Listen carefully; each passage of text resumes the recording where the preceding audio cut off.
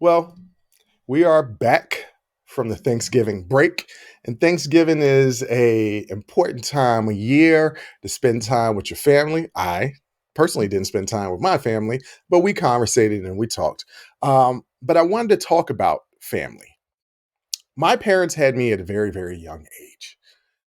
On the day of my birth, my mom had just turned 23 the day before. My dad was 21. Young parents. Before the age of 30, they had already had four kids. That's a hell of a time to grow up because your 20s and 30s, you're growing up yourself and raise a family. It's safe to say that my parents were not perfect, though I think they were better than most. Some they made mistakes, some of which they know about, some of which we don't know about, and that me and my brother and sister are finding out more in therapy. The larger point I'm trying to make is that we can look at family, whether it's our parents, aunts, uncles, siblings, cousins, things of that nature. We can look at those people, friends. We can look at the people that we love and recognize that they have faults, right? That doesn't take away the fact that we love them. We understand that people that we love still have flaws. We can acknowledge those flaws, and that doesn't take away from our love for them, nor does it question our love for them. My mom and dad know that even though I have called them out on some of their flaws and they're up on the way that they raised me, my brother and sister, that I love them with all of my heart. I have friends that I've had for decades that I absolutely love and adore. I will still call them out on their flaws. That doesn't mean that I don't love them. I'm saying all this to lead to a much larger point. It's funny to me how we can call out those that we love, understand that they're flawed, understand that they're not always right and that they make mistakes and that they may do things that hurt us. Sometimes it's on purpose, sometimes it's not on purpose. We can acknowledge all those things, and our love for them, by and large, isn't questioned by other people. People are not walking up to me and saying, hey, you're saying that your mom and dad made some mistakes when raising you. You don't love your parents. Nobody says that. Nobody says that. If nobody is questioning our love for our loved ones when we call them out on their flaws, why is it when we call out our country, our patriotism is questioned? Oh, yeah, there was a plot twist. You thought I was going to talk about family this entire episode, but I'm not. I'm going to talk about the hypocrisy of which we can look at people that we love, cherish, call them out on their flaws. The love for them is never questioned. But if we call out our country for their flaws, our love of the country is questioned.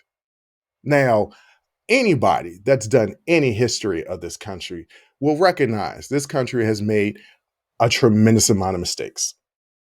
One of those such mistakes was heavily featured this past weekend, if you want to pay attention to it, in our celebration of Thanksgiving. Now, throughout history classes that even I was taught, it was told to us that pilgrims, and they were called Indians at the time, we call them indigenous people now, um, shared this great buffet on Thanksgiving. And everything was hunky-dory and there was never any issues. That's partly the truth, but that's not the complete truth. Like much things in this country's history, it's becoming whitewashed. Yeah, slavery was a thing that happened, but it's becoming whitewashed. All of a sudden, slaves were given skills that helped them when they weren't slaves anymore. This completely pushes aside the fact that slaves had these skills before they were in slavery. They weren't taught these things. So, but that's another subject. We're not going to get into that. What we're going to talk about specifically is the history as described to us growing up here in this country when it comes to indigenous people. Indians for this conversation because Indians were the words that were used when we were brought up and taught this history lesson. I read a very, very interesting article this weekend. It was in the USA Today. And it was the title of the article was "The Pilgrims Didn't Invite Native Americans to a Feast: Why Thanksgiving Myth Matters" by Kinsley Crowley. If you like that clip, go ahead and hit that like button.